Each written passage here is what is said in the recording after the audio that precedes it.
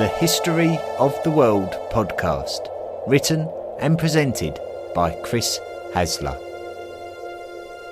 Volume 3, The Classical World. Episode 61, The Kushan Empire.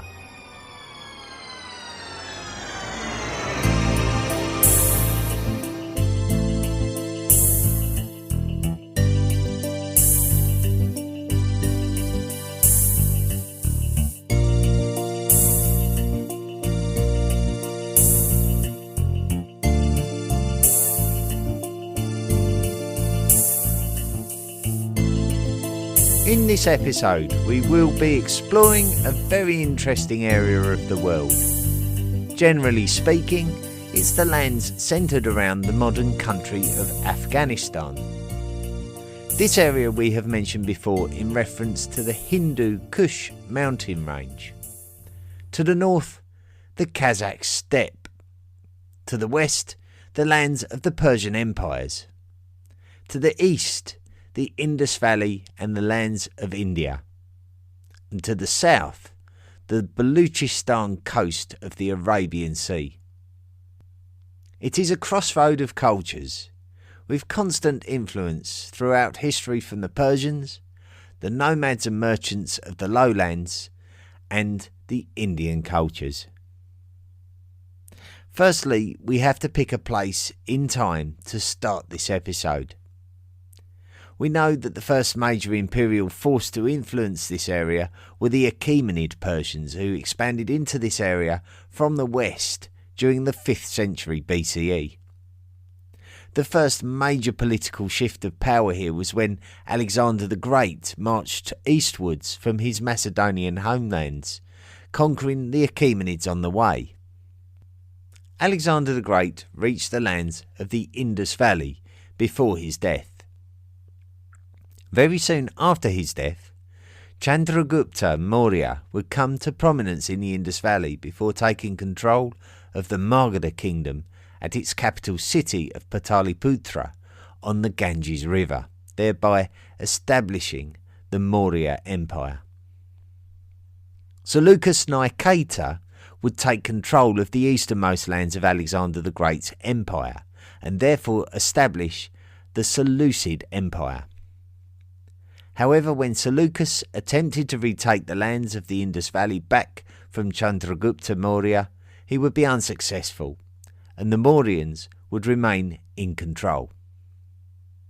Further misfortune for the Seleucids would follow in the middle of the 3rd century BCE, when Diodotus Sota, the satrap of Bactria, seceded from the Seleucid Empire, establishing a kingdom which we retrospectively call the Greco-Bactrian kingdom. We recognise that the settlement of the Macedonian army veterans in these lands after the expansion of Alexander the Great had a direct influence on the culture of this satrapy, and so the Greek culture is recognised in our name for the kingdom. We actually covered this from the Persian perspective way back in episode 3, when we also described the subsequent independence of Parthia to the west of the Greco-Bactrians, and we all remember how important the Parthians became. Tensions remained high between the Seleucids and the breakaway satrapies of Parthia and Greco-Bactria right through to the 2nd century BCE. The Seleucids failed to bring the Greco-Bactrian kingdom back under its rule, and when they retreated, the Greco-Bactrians made the most of consolidating their position and expanding into former Mauryan territory, now that the Mauryan Empire had been overthrown by the Shunga, who were nowhere near as powerful or influential as their Mauryan predecessors. The man in charge was Demetrius the Invincible, king of Greco-Bactria. He expanded his influence eastwards over the lands of the Indus Valley, previously ruled by the Mauryans, and he established a new Indo-Greek kingdom. We can see the influence of Greek and Indian cultures on this region with their unique fusion of Hellenistic art, with the Buddhist culture first brought to these lands during the rule of Ashoka Maurya, otherwise known as Ashoka the Great, who ruled during the previous century. The Indo-Greek king Menander Sota was a great promoter of Buddhism in his lands during the middle of the 2nd century BCE. By Menander's reign, the Greco-Bactrian throne had been usurped, causing a political rift between the Greco-Bactrian kingdom and the Indo-Greek kingdom. So both kingdoms were now on an independent path from each other. Yechi. The next part of this story will feature a large migration crisis, not completely unlike the one that we described happening in Europe in the future during the migration period described back in episode 55. In order to tell this story, maybe unsurprisingly, we need to head north to the lands of the Eurasian steppe, and particularly the Kazakh steppe, and the lands and societies to its east. When we told the stories of the Scythians and the Huns, we gave an acknowledgement of the fact that the nomadic societies of the steppe tended to migrate westwards, and for two main reasons: fruitfulness of the lands and population pressure. This is where we have to recognise the contribution of the work of the early Chinese scribes who assist us in linking together migration stories. Of course, we have to be careful that societies known to Chinese scribes in the East are likely to have called particular societies by a different name to names given to them by any Indian, Persian or classical world scribes. So there is a degree of educated guesswork. The route from the east, the lands of China and the eastern steppe, to the west would have highly likely have taken populations through an area referred to as the Hexi Corridor. The Hexi Corridor is a narrow stretch of traversable land to the south of the Gobi Desert, which is made arable by the natural water flows from the Chilean mountains to the corridor's south. Not only was the Hexi Corridor an important gateway from the Far East to the lands of the West, but it would become a significant trade route and an important part of the Silk Roads. We believe that around the start of the 2nd century BCE, these lands were occupied by nomads called the Yechi. The Yechi are one of the few recognisable nomadic peoples of this area to the northwest of the early Chinese societies. Their position at the gateway between China and the West put them in a powerful position to control trade through the Hexi Corridor. To the east of the Hexi Corridor, there were a people called the Xiongnu. We mentioned the Xiongnu back in episode 57 when we stated that some historians believed the Xiongnu to be ancestral to the Huns, although this is not universally agreed. Nonetheless, this is a few centuries before the story of the Huns. The Xiongnu were adjacent to the peoples of the early Chinese dynasties and were unsurprisingly brought into conflict with them on more than one occasion during the 3rd century BCE.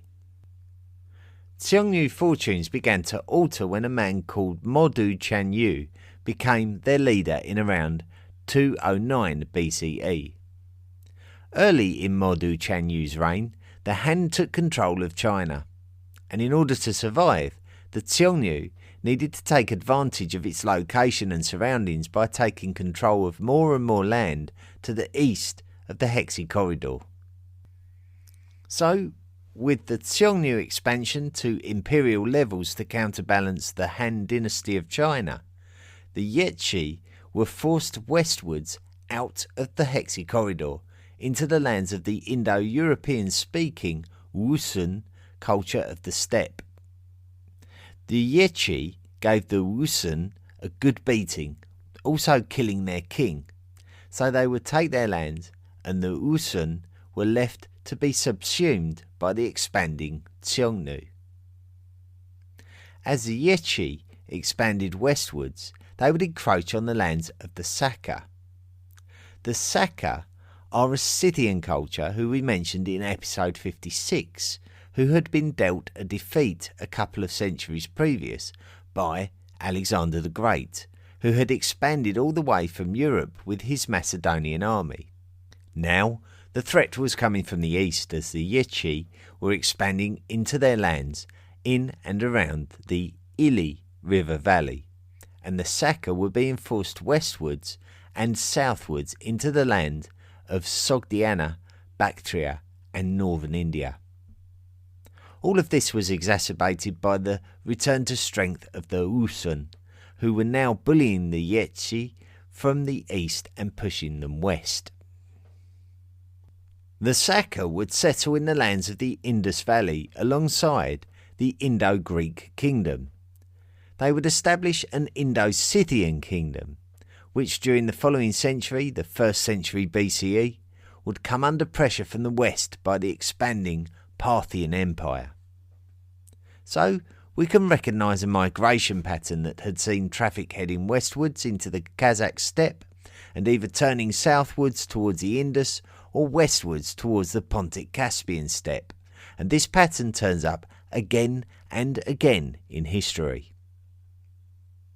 The land to the west of the Indus Valley we referred to as Sakastan, named after the Saka. Now the descendants of the Saka, who we have also called the Indo-Scythians, had been pushed eastwards out of Sakastan into the lands of northwest India. Now it was the 1st century CE, and rulers of the easternmost Parthian lands declared independence from the Parthians and created the Suren kingdom in the lands of Sakastan and the Indus Valley, and we call this kingdom the Indo-Parthian kingdom, as if things weren't confusing enough already. Now we get into the key stage of our episode as we go back north to those lands of the Ili River Valley, now occupied by the Yichi, who had migrated west after being pushed from the east by the Kushan and forcing the Saka southwest. The emergence of the Kushana. One of the tribes of the Yichi to the north of Sakastan were called the Kushan tribe, and there would be a program of confederation with other Yichi tribes and population expansion which had been putting pressure on the Indo-Scythians' northern frontier since the 1st millennium BCE. The origins of the Kushan tribe is a little bit sketchy, with some scholars even claiming Indo-European links, but this is highly speculative. The people of China recognised the tribe and referred to them as the Guishuang. The people of India recognised the tribe and referred to them as the Kushan. The people of Greece recognised the tribe and referred to them as the Kosanon.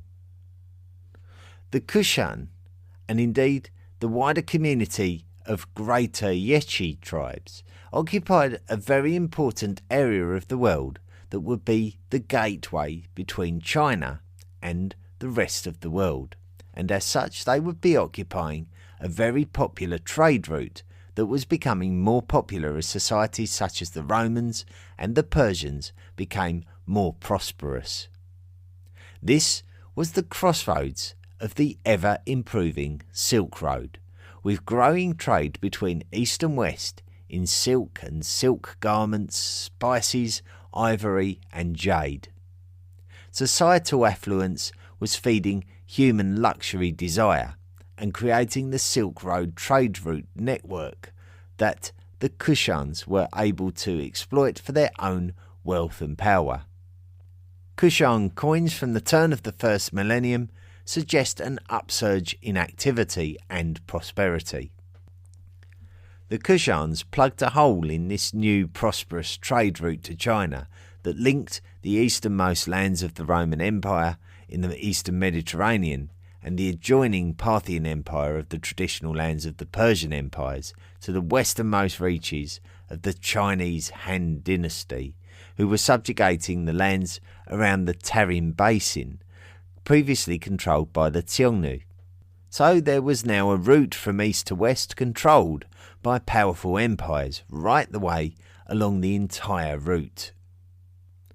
One of the first major rulers of the Kushan Empire was a prince called Kushla Kadphises. We really don't know much about his background, but some scholars suspect a connection with the Indo-Scythians, who had been pushed into the subcontinent by the Indo-Parthians. So there could have been a royal marriage somewhere along the line, but there's no evidence of this. We know that when Kujula was in control of the Kushan Empire, it expanded into the lands of the Indo-Parthians, therefore keeping the Parthians' eastern border shy of Bactria, and no further east than Gedrosia in the south, famous for where Alexander the Great's army were exhausted heading back from the Mauryan border to Babylon almost 400 years earlier. The Parthians would have certainly been incentivized to try to take control of Sogdian lands adjacent to their Parthian lands of origin east of the Caspian Sea. It does seem that the Kushans under Kujula deliberately denied the Parthians access to this very important trade route opportunity. The coins minted in the Kushan Empire during the reign of Kujula demonstrate aspects of the classical world. Coins were minted in the style of Roman coins, but they would contain Greek inscriptions and figures such as the legendary Greek hero Heracles, which point towards the Greek cultures which remained in these lands from the existence of the Indo-Greek kingdom. The resulting relationship between Kushan and Greek cultures is well demonstrated by a very recent discovery called the Rabatak inscription. The Rabatak inscription was made on a rock and was discovered in the modern country of Afghanistan in 1993. It dates to the 2nd century, and these were the lands of ancient Bactria, so we know that this was under Kushan rule. The inscription is written using a form of the Greek alphabet, demonstrating how the script survived from its introduction to this area thanks to the expansions of Alexander the Great during the 4th century BCE. Ashoka the Great's edicts in these lands also had Greek translations, so Greek influence was evidently high in these lands, given all that we have mentioned. The Rabatak inscription tells us some of the detail relating to the Kushan rulers and mentioning King Kujula Kadphises. The names of the kings and contemporary scriptures point towards this area of the world east of Persia and west of India, being a place where there was a strong fusion of cultures. And there's a strong suspicion of royal family intermarriage as the different tribes attempt to survive by diplomatic means. Elements of the respective cultures such as Greek script remain in this area, but the Indo-Greeks, the Indo-Scythians, who were the remnants of the Saka, and the Indo-Parthians were eclipsed by the power of the Kushans, who had control of the Silk Road, possibly the factor that made all the difference. The 5th century Chinese manuscript called the Hohanshu recognises the success of the Kushan Empire during this period. We have it mentioned there that Kujula Kadphises died when he was around 80 years old, and that the empire passed down to his son, who continued the expansion of the empire and negotiated internationally at the Han Chinese court also. So here we have further evidence of the Kushan stronghold of the Silk Road, and there is also a direct recognition of the Kushan becoming very wealthy in the Hohanshu too. The son of Kujula Kadphises is thought to possibly be Vimatakto, and there is evidence of inscriptions and statues dedicated to Vimatakto in Gandhara, which is where the city of Taxila existed. The chronicles for this period are a little bit sketchy, and different interpretations of them are put forward for the succession of Kushan monarchs. It is often stated that Vimatakto's successor is Vimakadphises, and he could have been a grandson of Kujula Kadphises through Vimatakto, or another of Kujula's sons called Sadakshana. The most well-known of all the Kushan monarchs, though, is a man called Kanishka. Kanishka the Great. It has proven to be very difficult using all of the evidence available to be able to pinpoint an actual year of accession to the Kushan throne for Kanishka. Estimates have previously been made that go as far back as the 70s, but the more accepted dates have been speculated to be in the 120s. Kanishka's reign is significant for a number of reasons, which we will now explore. Kanishka ruled over a golden age for the Kushans, who despite their eastern steppe roots were now a long way from their origins and stretching their influence down the Ganges River across those territories once controlled 400 years previous by the Mauryans. We have discussed how the Kushans were influenced by the cultures of the lands that they brought into their possession. Religion was an important aspect of this area for many centuries, as the Kushans were now in traditional Vedic lands. Vedic religion was an alien concept to the steppe cultures, but they were an underpinning part of everyday life to the south in the subcontinent. While the Brahmanic traditions that preceded Hinduism in the subcontinent were still the dominant traditions of the subcontinent, the reign of the Mauryan Emperor Ashoka the Great during the 3rd century BCE had spread a strong tradition of Buddhist faiths across the Ganges River Valley and up into the former Greco-Bactrian lands of Sakhistan, roughly modern-day Afghanistan. We can see that the rulers of the Kushan Empire were influenced by the Vedic religions that had touched the Bactrian lands, and as Kanishka the Great further extended Kushan territory to incorporate the great cities of Ashoka's Maurya Empire, namely Ujjain and Pataliputra among many others. Kushan coins minted before the reign of Kanishka demonstrate recognition and adoption of Vedic symbols and deities that we closely relate to both Hinduism and Buddhism, such as a depiction of Shiva, one of the principal Hindu deities. Despite having control of the city of Taxila in the Gandhara region, the Kushan capital city was actually established at Purushpura, which is the modern city of Peshawar, in the modern country of Pakistan. From this power base, Kanishka appeared to try to control as much land as possible and would attempt to extend his reach into the Tarim Basin, and in doing so, he would extend the influence of Buddhism along the thriving Silk Road east towards China. And this would be the origin of the initial proliferation of Buddhism in China during the 2nd century, although it might not be completely out of the question to suppose that some Buddhist missionaries from the subcontinent may have introduced Buddhism to Chinese lands for the first time before this century. Kanishka's reign provides a good example of how successful the Kushan had been, and they were the first powerful entity to successfully link East and West Eurasia. Their art, culture and traditions reflect this.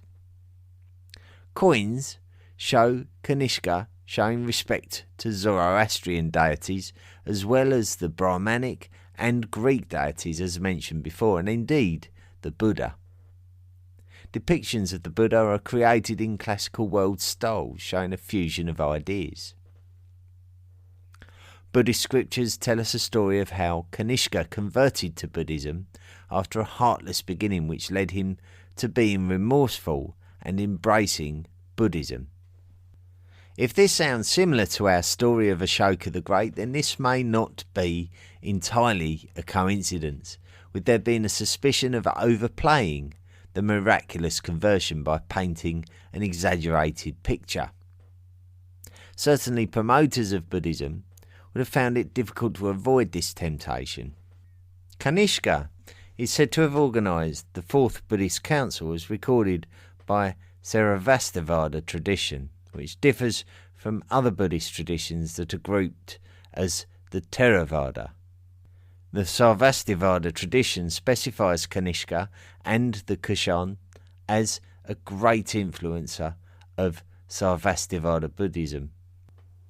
The two main alternative extant branches of Buddhism are the Theravada set of traditions and the Mahayana set of traditions, and the Sarvastivada tradition associated with Kanishka is believed to have been strongly influential on the emergence of the Mahayana branch of Buddhism, where the seemingly very humble Gautama Buddha was elevated to a much more deified and supernatural status. Decline. After the reign of Kanishka, scriptures and archaeology become a little bit quieter. Kanishka appears to have met his end at the hands of his own soldiers while campaigning in the direction of China. It is tricky to suggest the reason, as some historians suggest that Kanishka's hard campaigning caused his troops to turn on him. Historically, we find that this generally only happens when there is an attempted usurpation. However, there is no evidence of that, and we may never know why Kanishka's troops chose to kill him rather than desert him. While the Kushana were expanding their influence, they would force the Indo-Scythians out of Sakastan and into the Indian subcontinent, into the lands which we retrospectively call the Western satraps. The Kushans were likely to be the overlords of the Western satraps, but after the death of Kanishka, it seems that the Western satraps attempted to reassert their independence. One of the advantages of the Kushan Empire was that they were in between many great kingdoms and empires, and they were able to control and exploit all of the trade routes between these nations. One of the disadvantages of the Kushan Empire were that they were in between many great kingdoms and empires, and because they were controlling and exploiting all of the trade routes between these nations, they could face hostility from all angles, and so they would have to play a game of shrewd diplomatic politics between the mighty empires who surrounded them. In the earliest years of the 3rd century, the Kushans appeared to be paying tribute to the Wei dynasty of China, who were themselves stretching their influence westwards towards the Tarim Basin. This was during the reign of a Kushan king called Vasudeva. Vasudeva is considered to be the last of the great Kushan leaders.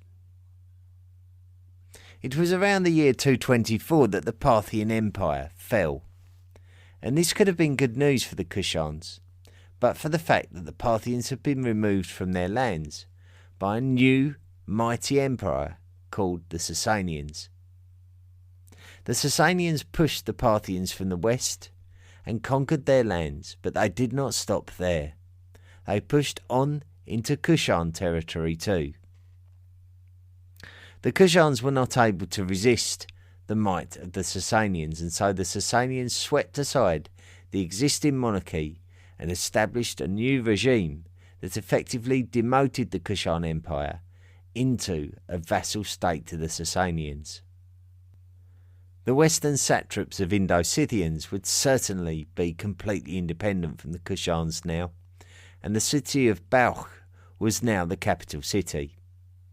The domain of the Kushans was a small fraction of its previous reach and now very much restricted to Bactrian lands. The glory days were well and truly over.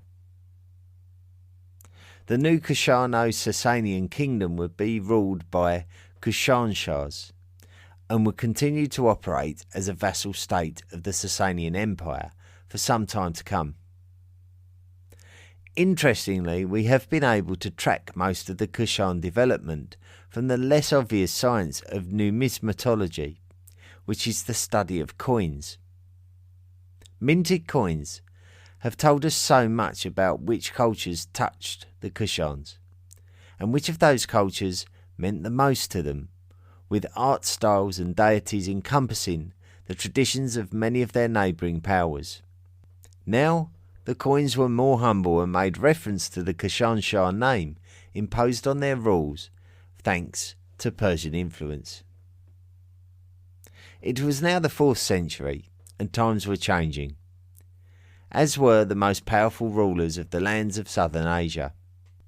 In Pataliputra, a new power was emerging. This power was the Gupta Empire, and they would extend their reach to the lands of the upper Ganges that any Kushan refugees may have migrated eastwards into after their displacement at the hands of the Sasanians. Also, in the traditional manner of the Eurasian steppe, more nomadic cultures would migrate into the Ili River Valley. This time we believe that they were related to the Huns. This was the period of the Hunnic migrations west, and their inevitable impact on Europe. Though it is possible that some tribes also diverged south, just as the Kushans had done before them as part of the Yetchi. This time it was a group called the Kidarites. The Kidarites are also referred to by the name Kidara Huns. What is extremely confusing is the amount of names of nomadic cultures of the steppe that we have, and trying to determine their relationship to one another. This is made all the more difficult by the fact that some cultures will refer to a set of nomadic tribes by one name, and that name may be synonymous with another name used by another culture. So let's take an example such as the Ksanites. Way back in episode 4 we introduced the Ksanites as a steppe culture who emerged around this time and had a conflict with the Sasanian Persians. Historians cannot quite pinpoint the connection between the Ksanites and the Kidarites, potentially suggesting that they might actually be the same peoples. The Indians referred to these people as the Hunna people, but those Hunna people are believed to have included Hephthalites, who emerged during the following century, the 5th century. However, historians consider the Kidarites to be distinct from the Hephthalites. The Hephthalites are sometimes called the White Huns, to distinguish them from the Red Huns, which is another name for the Kidarites. We don't clearly know what the relationship was between the White Huns and the Red Huns and the Huns who invaded Europe, and we're not even sure if the Huns who invaded Europe are more closely related to the White Huns and the Red Huns than any other steppe culture. The issue really is that most of our information is brought to us from the writings of neighbours, such as Greco-Romans, Persians, Indians and Chinese, and their scriptures only tell us what they called them, and we have to investigate the connections for ourselves and draw our own conclusions. My advice to you is not to worry about it too much, and just to consider these classical world era cultures of the Eurasian steppe to be after the Scythian cultures and before the Turkic cultures, and likely to be related loosely to the Hunnic cultures.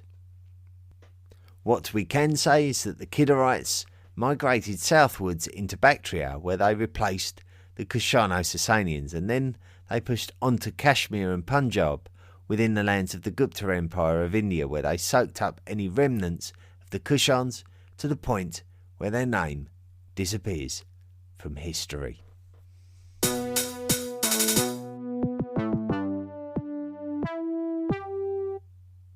Thanks for listening to the episode. Episode 61. It's ridiculous, isn't it? Ridiculous number 61. But yes, we've done 61 episodes now, and that was the Kushans. And we're going to move forward next week. We're going to be revisiting a couple of aspects a little bit later in the volume. We haven't got that much longer to go in the volume, to be honest with you. We're not going to be doing much more than about 75 episodes in total.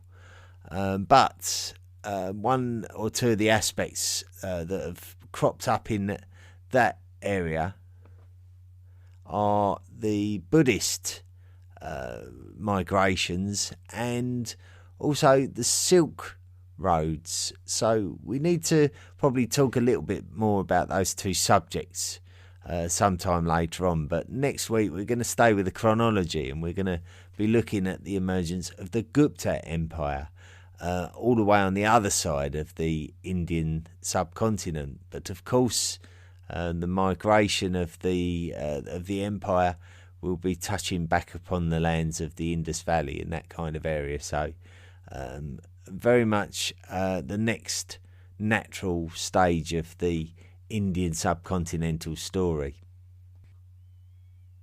Couple of messages to read out. First one says, "Hi Chris, just found your podcast. It is amazing. Thank you so much. I'm a doctor educated in the UK but now living in Canada. Like you, I didn't study much history in school, having been forced to give it up at age 14 to concentrate on sciences. I have, however, discovered a love of this hole in my education and do my best to fill it in any way I can. Your podcast series is the best that I've found. I've just finished the Paleolithic. I find it sad for you that you do not like your accent. It is an example of the wonderful tapestry of accents that exist in the UK and is part of history itself in a way. It's perfect for explaining things as well as you do. I cannot even contemplate how much research and text preparation goes into each episode. Part of my medical degree included a course unit in human evolution, a subject that has always fascinated me, and comparative anatomy with hominids, and you have given me a better understanding of it than any of my old professors did. Thank you again. I keep looking forward to the future episodes. A real treat. Best wishes, Ian Higgins." Thank you, Ian. Very kind message, very warm words, and certainly, I don't know. I mean, anytime anyone mentions anything about anatomy with hominids, I always think back to that TV series with Professor Alice Roberts, among others. And it was called Prehistoric Autopsy, where they were looking at the actual biological aspects of our ancestors, or the other hominins that existed before us. So I highly recommend that if you can find that series. Now let's see what reviews I've got for the podcast. I've got one from Brilliant98 from Great Britain, who's put perfect for car journeys. This podcast has been an excellently written and executed. Chris is an extremely modest guy who have you been talking to? You must be mistaken me for someone else. Chris is an extremely modest guy who passes the information on to you effortlessly. Seldom do I have to re-listen to an episode to fully understand a given subject, and this is especially impressive as it's normally hard to concentrate to a podcast when driving. Harry, Dorset, UK. Do you know what? It's good, really, because we talk about my voice, and sometimes I try and listen back to older podcasts, and within 2 minutes I'm sick and tired of my voice, and I start thinking about other things. But it's nice to hear from others that when they're listening to the information for the first time that they're finding it engaging. So I must be doing something okay, and I'm enjoying it. I'm really enjoying writing it and producing it and broadcasting it. So I suppose that's all that matters, doesn't it? If people are crazy enough to listen, then God bless them, and thank you once again. As ever, we always remind you that if you want to support the project, you can support the project. We're looking forward to making this into something pretty special, so you can play your part in that. If you go to the historyoftheworldpodcast.com website, you can click on the Patreon link and sign up to make a monthly contribution towards the podcast.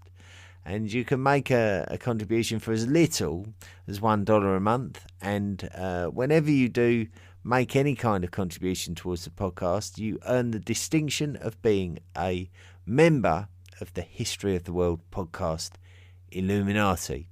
Now, if you go to the Patreon site, you can actually see that when you have accrued an amount of donations over any amount of time, that we do send you stuff out in the post, and we give you opportunities to ask questions and even suggest your own podcast episode suggestions for subject matter. So you can earn those rights to do that. And let me welcome along this week to the History of the World podcast Illuminati. We've got Marcy, we've got David Lunn, and we've got Olga de Oliveira. You're all now lifelong members of the History of the World podcast Illuminati. And I've noticed that we've actually got now a big round 100 simultaneous patrons to the podcast. There are 100 people who are actually in the process of making monthly contributions towards the podcast. Now, I find that quite incredible. I never imagined that I'd be saying something like that. However, what it does mean is that I feel obliged to do something about that. So if you are indeed on the Patreon site, if you are registered to make a contribution towards the History of the World podcast itself, and you're registered there, I should be recording maybe a short video of thanks sometime in the next few days. So look out for that one. It's going to be Patreon exclusive, just to make you feel like I genuinely do appreciate the effort that you're going to, in order to give up your hard-earned cash to help me to continue this wonderful journey that we're on. Anyway, if you can't afford to make a monthly donation, that's no problem. You can still support the project. All you just need to do is rate and review wherever you listen to the podcast. So don't forget to do that. Anyway, I'm going to wrap up now this week. Thank you very much for listening. Going to get you off and on your way this week without wasting any more of your time. To be honest with you, I've had a nightmare this week and I'm a bit tired, and I'm looking forward to going to bed now. So by the time you listen to this, if it's only just come out, I should be sound asleep. Anyway, next week, the Gupta Empire. Don't forget to join me then. And until then, thanks for listening, and don't forget to be good. Come to the History of the World podcast.com and join all the other hot worlders on our wide range of social media. Why not support the podcast by clicking the Patreon link or buying me a book and becoming a lifelong member of the History of the World podcast Illuminati? Drop me a line at historyoftheworldpodcast@mail.com and let me know what you thought of this week's episode. See you next time.